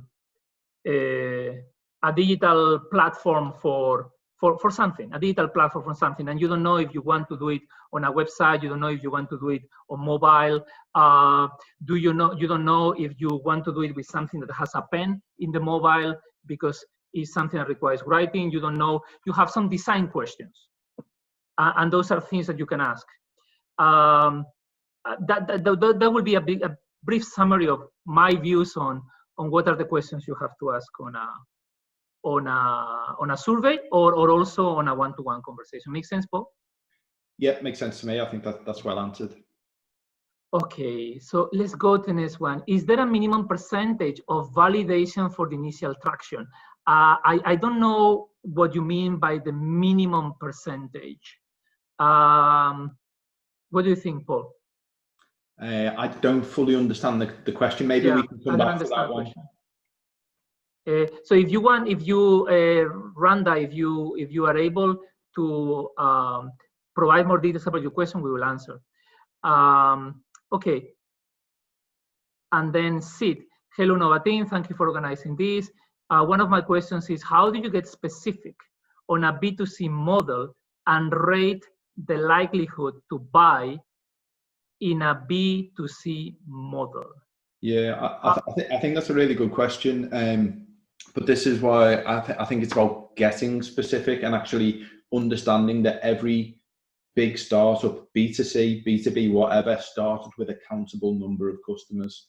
So that's why I was kind of explaining that, like, Facebook even started out with like one group of friends in one university in one dorm, and then kind of you just need to decide where you want to niche in on. So that could be like a location, it could be one business sector. If you're kind of targeting, you're in that camp of, you know, everyone could be our customer, you need to niche in and get to that point whereby you can list down the people who you know. So start with your own network. So who within your own network would buy your product? If you're kind of a big mass scale B2C, write them into the spreadsheet. And in terms of how would you rank their likelihood to buy, speak to them, show them the product that you're going to make. If you've not made it yet, or show them the actual product and say, would you do that? Get some feedback and learn from that. That's where I'd take that. That's a very interesting point, because some people present a very grand design of a solution that is like design at, I would say, like an engineer. There are going to be these 3 models. The supply chain is going to have these 3 models, or it seems that everything is covered. There are multiple kinds of scenarios, and it looks like a huge solution. But actually, rather than having a small depth on a large scope where you have multiple scenarios, it is better to have a much deeper depth on a very simple scope. Because at the end of the day, when you get started, you are going to start on something that has to be very tangible, on something that has to be very hands-on. And I think that sometimes the ideas that I have seen have a design or a scope that is extremely large, is extremely complicated. Even, for example, if you think about Gojek didn't, when Gojek started, it was a delivery business for B2B. So they didn't even think about what they are now, which is like food delivery, ride hailing, etc., etc. I think and that's not a problem, because you can start with something tangible, and then little by little discover that way is maybe not the best, and then you pivot into other ways. Yeah, and that's what I was saying about just thinking blocks of 10, because the acknowledged thing that we know about startups, and maybe others don't realize it, is that they will change anyway. So it's kind of, and it's only through changing, by getting out and speaking to those people, getting the feedback, and actually just shaping it as you grow. Very good. Let's go to the next one. Waywin. My experience has been that even though I tried defining the problem and talking to users, it wasn't easy because I didn't talk to the right user segment. So they didn't have the problem. I am only discovering the problem after launching the actual solution and testing it with tens of customers in the last 6 months. So my take is don't spend too much time at the ideation or problem. Go to get your first customers, pivot and learn, which is actually what we have just said, right? Yeah, yeah. So I mean, this is a so this is I mean a great really comment. Advice and good that you've learned that, because that's the quicker you can get a product or something into customers' hands, the more learning you will achieve. And it doesn't have to be, because some people think that it has to be a very perfect kind of product. It can be something as simple as a landing page, which is what we were saying before, right? It doesn't have to be a finished version. It doesn't have to be something that is going to take you 6 months development. Actually, if it takes you, if you don't have something to show around in less than a month or a relatively short time, probably you are overdoing it, right? Yeah. So it's about kind of at that early stage understanding what the biggest pain point that you're going to solve is, and then figuring out what the leanest way. And that might be through a website. It might be through all the different code tools that are about and available now. That's going to be different for each startup, but kind of delivering something quickly that solves that biggest pain point in the leanest way possible is the way to go. Okay. The next question from Puji: is it better to launch the website or the mobile app first? Let me take this one because this is very particular about Asia. If it is a B2C solution, in Asia, the rule of thumb is to go mobile first. As a matter of fact, in Asia, a lot of people have leapfrogged from nothing to mobile without having a computer, right? And this is the case in almost all emerging Asia, right? If it is something that is B2B, maybe it's different. However, the mobile capabilities will be important. But in Asia, most of the startups have leapfrogged directly to mobile. That was not the case in developed economies. However, this is what most people do in Asia. Having said that, it depends on a case by case. But the rule of thumb will be something like that. Make sense? Yep. Delicia, if you have identified a problem, how do we go about selling the problem or helping people identify the pain before we can proceed to validate? Yeah, so this is people who have a problem but they have not yet realized that they have the problem. So how do we make them realize? This is, for example, there is a very typical case about the guy who invented the cars, the guy who invented the cars, right? Like Henry gasoline Ford. Cars. Eh? You thinking of Henry Ford? I think this quote is by Henry Ford. So he says something like, if I had asked people in New York at the end, 10 years ago, that was probably the end of the 19th century. If I had asked people in New York what problem they had, what they wanted, they would have probably said that they wanted to have faster horses. So they had not identified that basically having something like a car is something that could add value to them. But this is a difficult question. What will be your take? Yeah, I suppose it is difficult. I suppose what you can do though is when you're speaking to people is propose a solution that you're thinking of, and whilst you've got that small number of people, you can actually get that rich feedback and actually say, Joe, what if this was available? It's difficult. It kind of is more difficult, but it's kind of like trying to validate what is that pain point that you can solve that people will be willing to pay for, and probably do that before you invest a lot of time building this big new innovation. So look at kind of lean tactics that you can employ before you build it, if it is so cutting edge and new that people don't know that they're experiencing that. This is a very difficult case, because if it is a problem that people do not realize, I said before that the rule of thumb will be to ask about the problems, what problems you have. Right? What problems you have and how are you solving them right now? If it is something that is not perceived immediately as a problem by people because it is a need you create, it is much more difficult. And this is probably an exception to the rule that I was talking before. I think I would still start asking about, I mean, you have to do a lot of thinking. Probably you need to have a lot of unstructured conversations with customers. Yeah, but yeah, it's difficult without knowing all the specifics of the startup. But what I'd probably do is think about what other businesses have been in that position before, and then look at how they done it in the early stages. Now, like, there's loads and loads of really good startup blogs. So if you can kind of think, well, that business done it, and no one had ever seen or used that product before. How did they go about doing that? And actually, you know, one, you can go out and reach out and speak, try and get in touch with someone who was in that early stage of that startup and ask them how they done it. Or quite often, if it's a big famous one, there'll be something published about it. Okay, very good. So here we have Sultanur from KL. How about using multiple channels with the same ads? Can you use multiple channels with the same ads? Or do you have to personalize your ads to the channel that you are using? Yeah, I mean, it's an interesting one. I'd say it depends on what stage you're up to with your business, if you need to utilize ads to get those early customers. Because I'd say in most businesses, if you're 1 to 10, you probably don't need ads yet.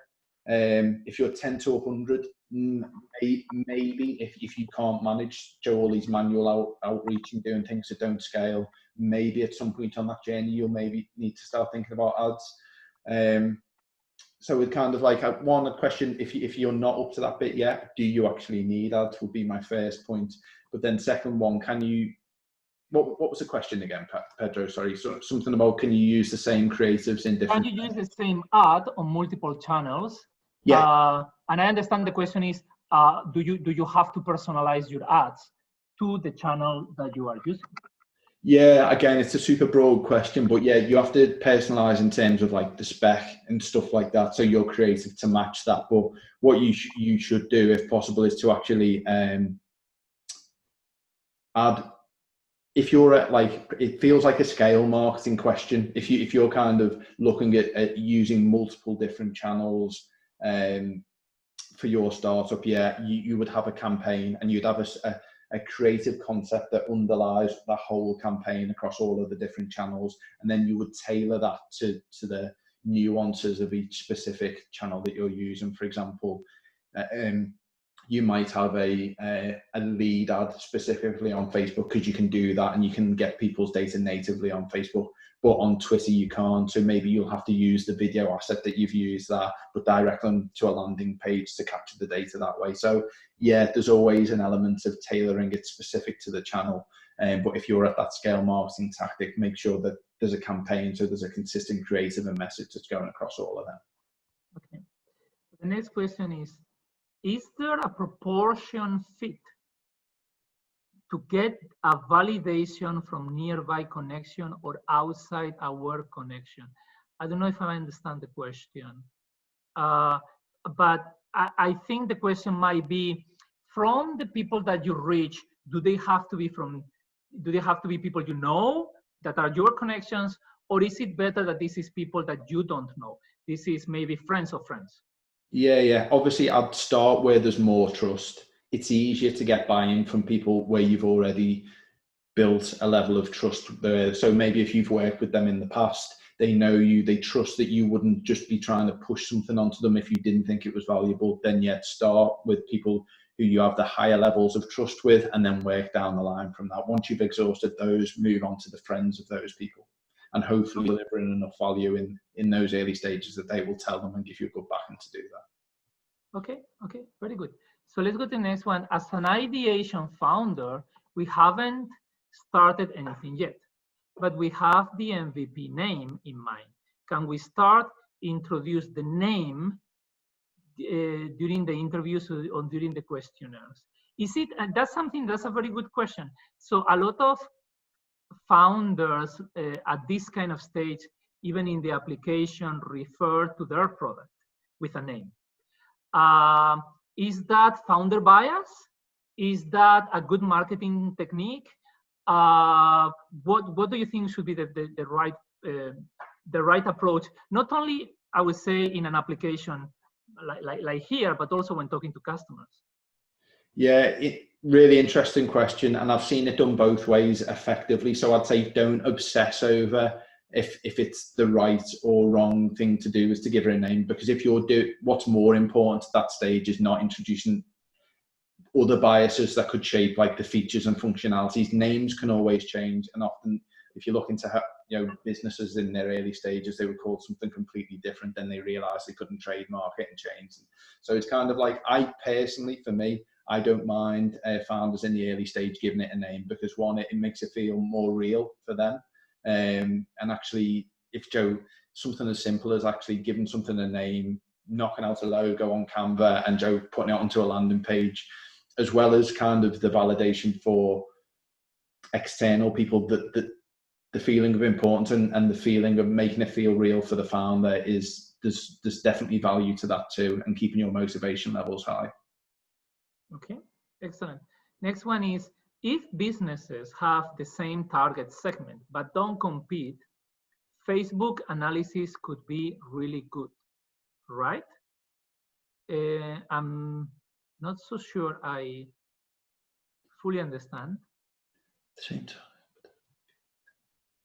I'm not sure I understand that one. So maybe if you can ask this question maybe in a different way, and then we will try to answer. Yeah. And also just to remind as well that I put my email address in the bottom of these slides as well. So when they get sent around, feel free to pick up with them. And then you have I'm gonna put it in the.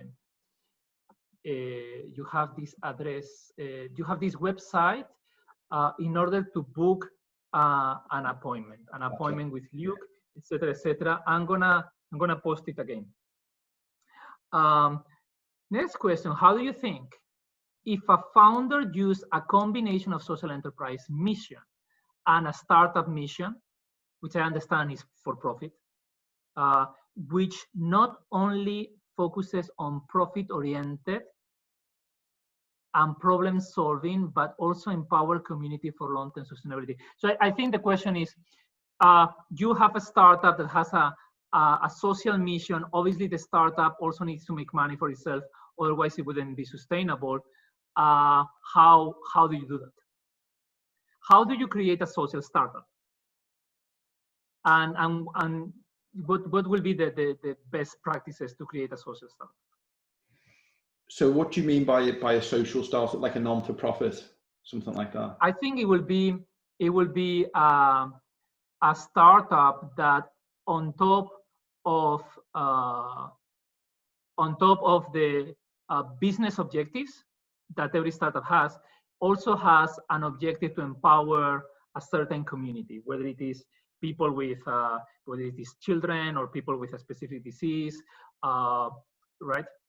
Okay, well, I think first and foremost, you have to be genuine about it. And actually, it's a really big topic for me, and one I'm quite passionate about, because I've seen so many big brands. It feels like a big brand question though, because there's kind of a lot of big brands debating this, and who purport to really care and be empowered about like global warming and saving the planet and that, but actually then don't live and breathe it because they tax dodge and stuff like that. So for me, the most important thing is, if you've got like a social mission that you want to do, actually live it and get as close as possible to them as possible. But I would say make sure that that's, if you're going to do that, it feels like something that you should be tackling. And again, I don't know the detail, but maybe later stage when you've got the time and resource to do that properly, because there's nothing worse than kind of someone saying, but Joe, where people can smell that they're just trying to leverage a really good cause for their own marketing benefit. So where would I say, if you want to empower a community for long-term sustainability, again, it's a strangely worded question, but one, get as close as possible as you can to that community and add value to them. That would be my simple advice, because if you do and you can add value to them, they'll love you for it and they'll tell their friends about it.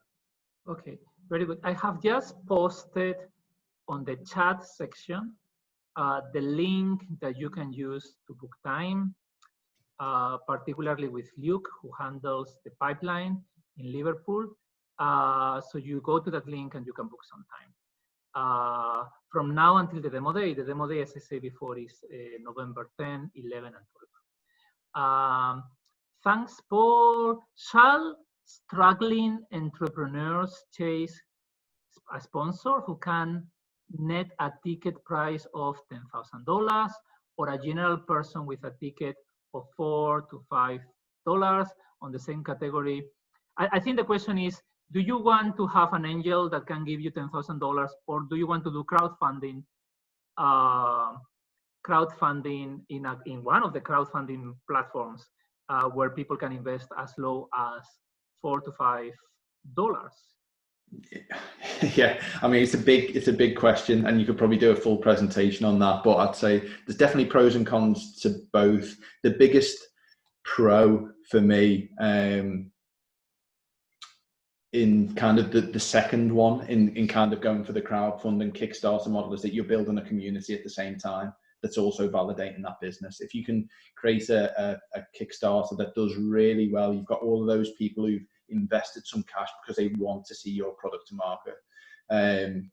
So that's probably, without knowing the detail, I think the value of having that community is increasingly important for startups. And if you can nurture that community well, that will kind of kickstart your startup straight off the bat. Okay. Do startups need a CRM tool? Yeah, it's interesting. At some point, possibly, depending on your startup, but that spreadsheet that I said is your very first lean CRM system. So if you can just list down the contact details of those people and have a notes column and just say, spoke to them on this date, they said they were really interested, I'll call back on this date.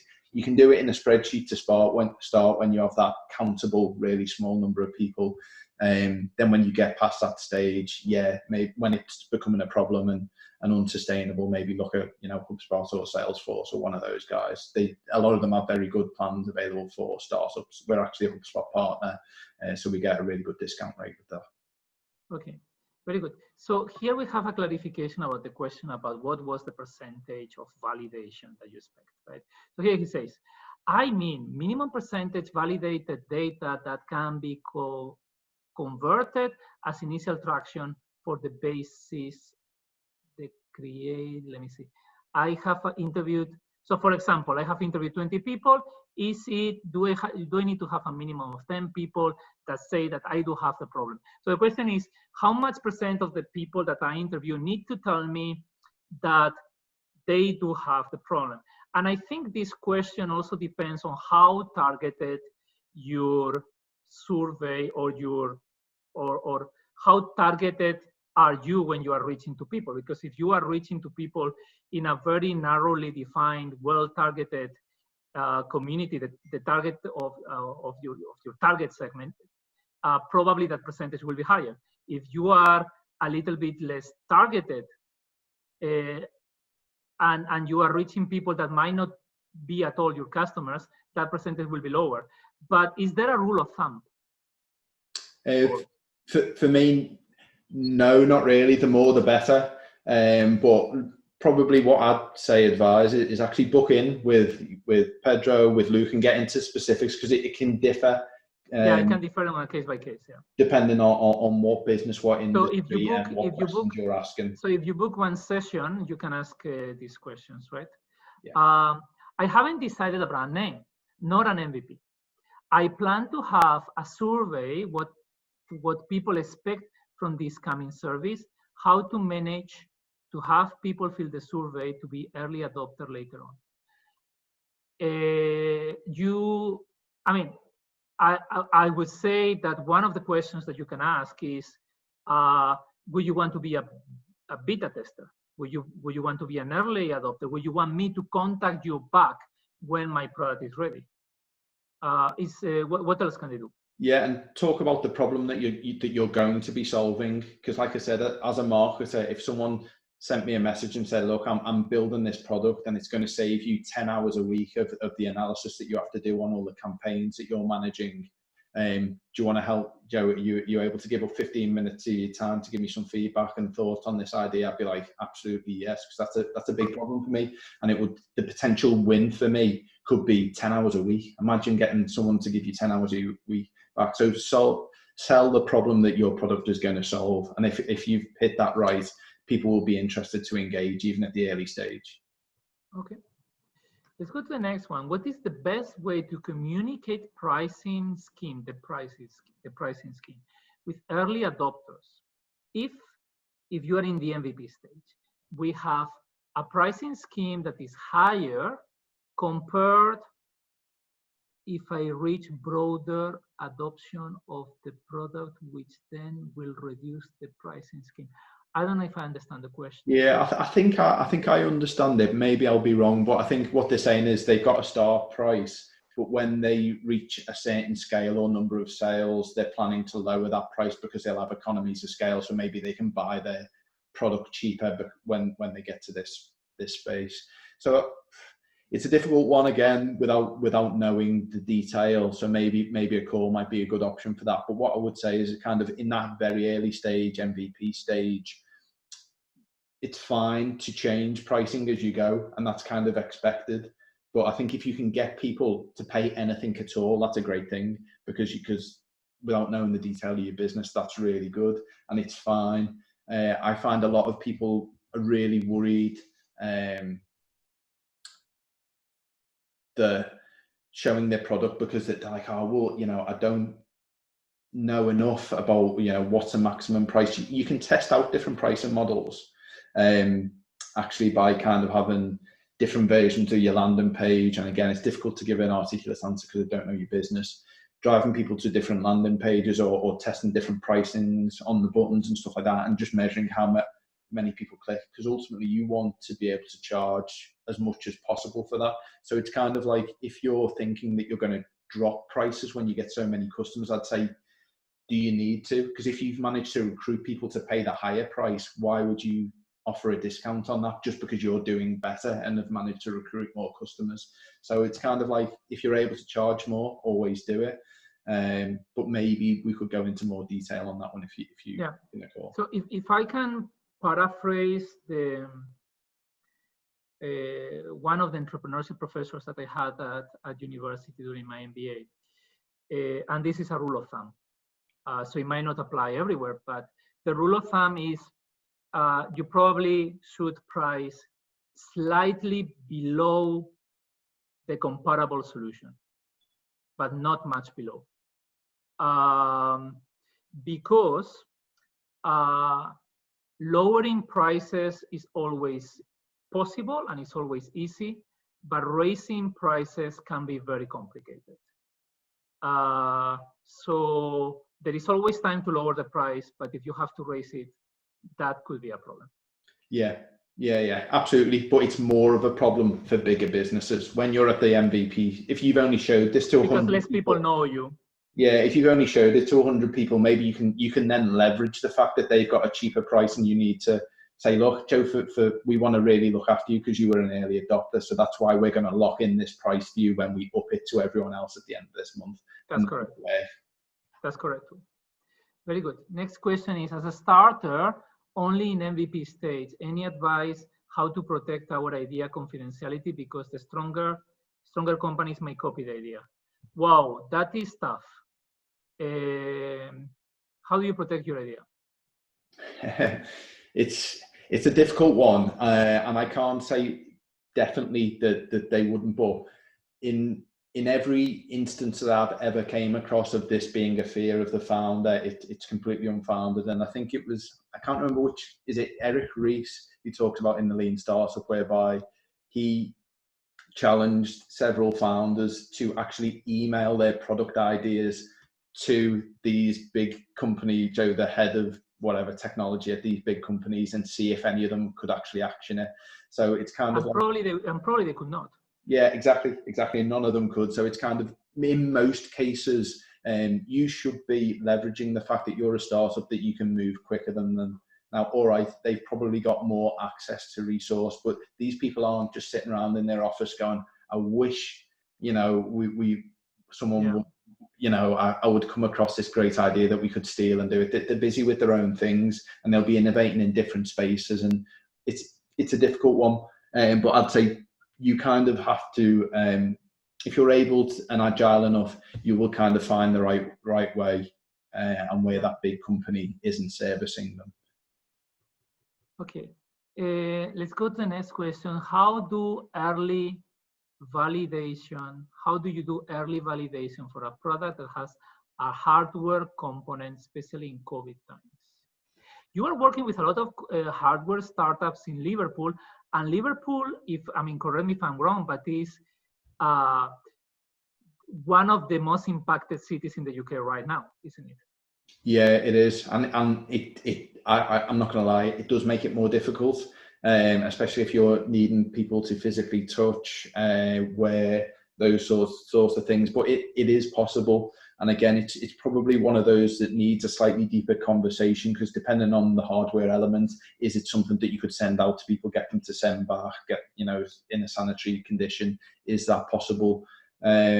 But also kind of what validation could you get through a screen, Joe, actually, depending on what stage you're at, actually showing people things, sending them a slide deck of how it's going to work, and maybe a nice video that you're able to record or mock up that shows things like renders and how they're going to work and how that's going to interact, and just having a call with them and saying, what do you feel about that? Will give you some level of validation. Okay, very good. So, well, we have 4 questions. Let's try to do them. Cool. I've got another call in 10 minutes time, so I can probably 10 minutes, yeah, which is going to be after the 2 hours. So we're going to try to finish in 10 minutes. So Jeffrey, what is the most effective way to acquire users or sellers for e-commerce marketplace, especially when there is no MVP? From their point of view, there is no incentive and benefits for them to take up their time to work with us, especially this idea might or might not happen. And there is nothing for them to test and feedback. In reality, Asian people, especially in developed countries, are very concerned when we need to take their time to help on something that might not happen. Yeah, probably particularly in developed Asia, that will be Singapore, maybe Hong Kong as well. Yeah. Yeah. So how to convince? So he's saying how to convince a seller or a wholesaler in an e-commerce company is a B2B conversation, but you don't have the product. So, I mean, it's a difficult one without knowing the detail. I think I might be speaking to Jeffrey maybe tomorrow, so we can go into a little bit more detail. But okay. One other question: what is the quickest, leanest thing that you can do to deliver some value? If you believe that you've got none, is it possible to concierge that service for them? So we've had startups who kind of in the recruitment space who actually just before we built the technology behind that, they validated the idea that it was a good idea and that people would pay for it by actually manually working with the candidates and the schools that they were going to place them in, and actually doing all that bit manually themselves. And Joe, maybe to that customer, pertaining that was being done by technology. Do you know what I mean? So they don't know, but you're behind the scenes pulling all the different strings and matching the 2 people together to add some value. And quite often there is lean ways that you can deliver value to someone quite quickly. So depending on what their problem is that your business is solving, probably just do some ideation around that. Okay. Well, Desmond, as a start, is it better to just use UX, UI, and workflow to show to potential customers before building the whole backend? I think the answer is yes. Yeah, absolutely, definitely. The answer is absolutely. We do that quite a lot with like Adobe XD files or job forms and stuff like that before building it. Okay, very good. And the last question, and we still have 8 minutes, so that's quite good. What is the best way to communicate price? Oh no, we have done this one, right? Sorry, we have done this one. Answer live. Yeah, we have done this one. Cool. Perfect. So I thank you so much for everybody who is connected here. This topic about how to get traction and what are the different techniques to get traction does apply to not only to the moment in which you are funded and you have an MVP and you are starting getting actual clients. The reality is that this kind of research or this kind of marketing or primary research applies also, is one of the expectations that any investor will have at this very early stage, because it's the way of validating that this is a real problem, is the way of validating that people are interested in your problem and in your solution. So this is the way you show traction at this very early stage. And obviously at a later stage, there will be other KPIs, right? Perfect, so thank you very much. Next week, there is another webinar on Wednesday about how to pitch. As in a nutshell, I will tell you that the pitching is, at this very early stage, is mainly about the problem, not about the solution, but we will go into that next week. And then, well, you have this link. You're gonna get the link anyway by email, and you can book time with Luke or with Paul, and you can get your question in the chat about that. Actually, someone was just asking about what that link is, and just to confirm, that's so you can book in time just for like a drop-in session. So if they've got any questions about Nova, the program, or actually the progress that they're making through Lean Stack and the activities that they're doing, absolutely, that's what they can do that for. Okay, well, excellent. So thank you very much. I think we are done for today. It is now 10 p.m. in Kuala Lumpur and in Singapore, almost 10 p.m. in Kuala Lumpur, Singapore, a little bit earlier in Jakarta, 9 p.m. And I believe it is 3 p.m. almost in the UK. Yeah. Okay, well, thank you very much to all of you, and I hope to see you soon next week. Okay, thank you. Thank you very, very much.